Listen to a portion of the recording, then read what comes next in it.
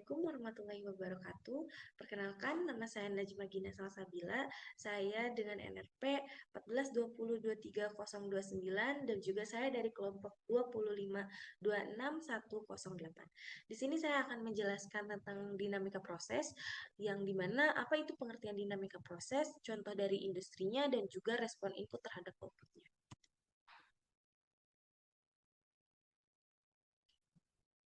Dinamika proses merupakan suatu bidang ilmu teknik kimia yang mempelajari perilaku suatu sistem terhadap proses perubahan waktu ketika terjadi gangguan atau perubahan kondisi operasi, seperti perubahan laju alir, bukaan valve, suhu, atau tekanan.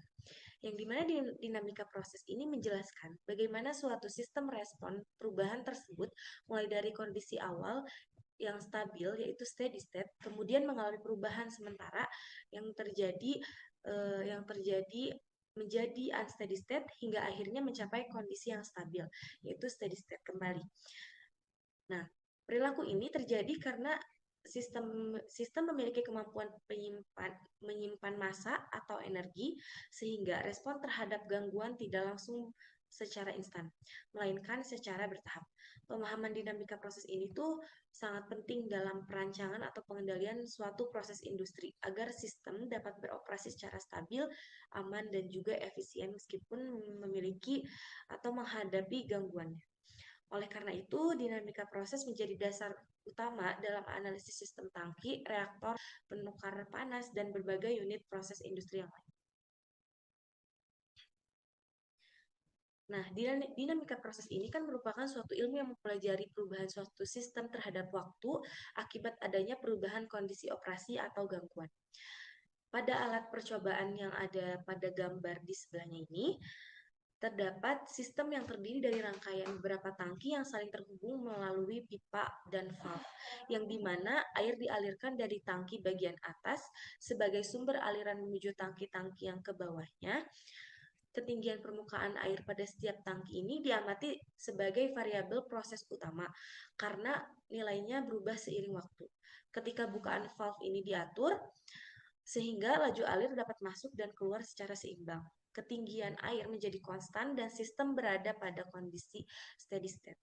Perubahan bukaan valve sebagai gangguan yang menyebabkan ketinggian air berubah secara bertahap hingga mencapai kondisi stabil yang baru, yang menunjukkan perilaku dinamika prosesnya.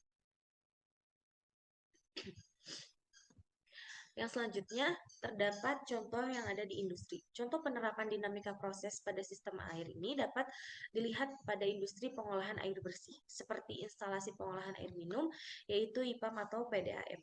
Dalam sistem ini, air baku dialirkan ke dalam bak penampung, bak koagulasi, dan tangki distribusi dengan laju alir tertentu. Ketika terjadi gangguan, misalnya perubahan debit air baku akibat hujan atau peningkatan kebutuhan air masyarakat, ketinggian air dan laju alir dalam tangki tidak langsung stabil. Perubahan tersebut terjadi secara bertahap karena tangki memiliki pengolahan air memiliki penyimpanan massa airnya, yang dimana selama perubahan ini sistem berada pada kondisi unsteady state, yang dimana sebelum akhirnya mencapai steady state yang baru. Oleh karena itu, pemahaman dinamika proses sangat penting untuk mengatur pompa dan bukaan valve agar level air tetap aman, proses pengolahan berjalan optimal, dan pasokan air bersihnya tetap stabil. Yang selanjutnya, terdapat input terhadap outputnya. Respon input terhadap output adalah cara suatu sistem proses bereaksi terhadap perubahan yang diberikan pada. Ketika input seperti bukaan valve atau laju alir diubah, output berupa ketinggian air dalam air tangki tidak langsung berubah, tetapi menyesuaikan diri secara bertahap terhadap waktu karena adanya penyimpanan massa di dalam sistemnya. Selama penyesuaian ini, sistem berada pada kondisi unsteady state. Setelah laju alir masuk dan keluar kembali secara seimbang, output menjadi konstan dan sistem mencapai steady state yang baru. Dengan demikian, respon input terhadap output menunjukkan bahwa setiap perubahan input akan menghasilkan perubahan output dengan jeda waktu dan pola tertentu yang mencerminkan karakteristik dinamika prosesnya.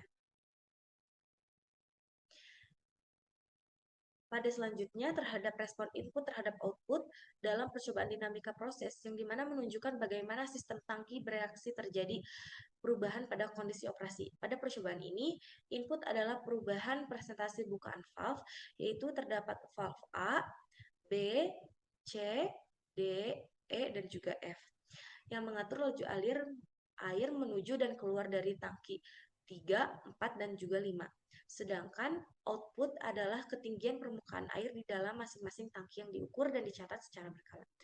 Ketika bukaan valve diatur pada kondisi tertentu, laju alir masuk dan keluar menjadi seimbang, sehingga ketinggian air tidak berubah dan sistem berada pada kondisi steady state. Yang selanjutnya, ketika diberikan gangguan, misalnya terdapat dengan menambahkan bukaan valve pada valve D dan juga valve F sebesar 15%, laju alir dalam sistem berubah secara tiba-tiba.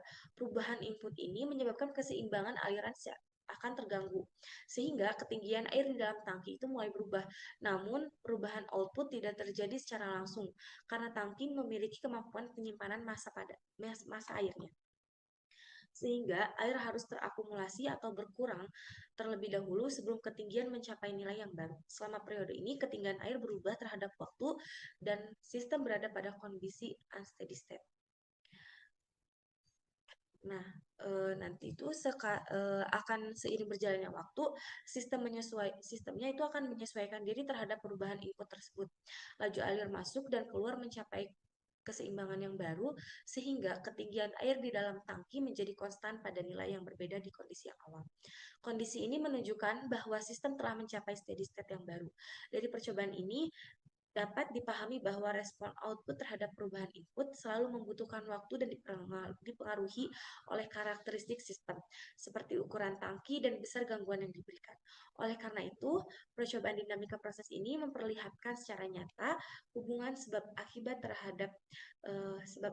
antara input dan outputnya dalam sistem proses tekniknya.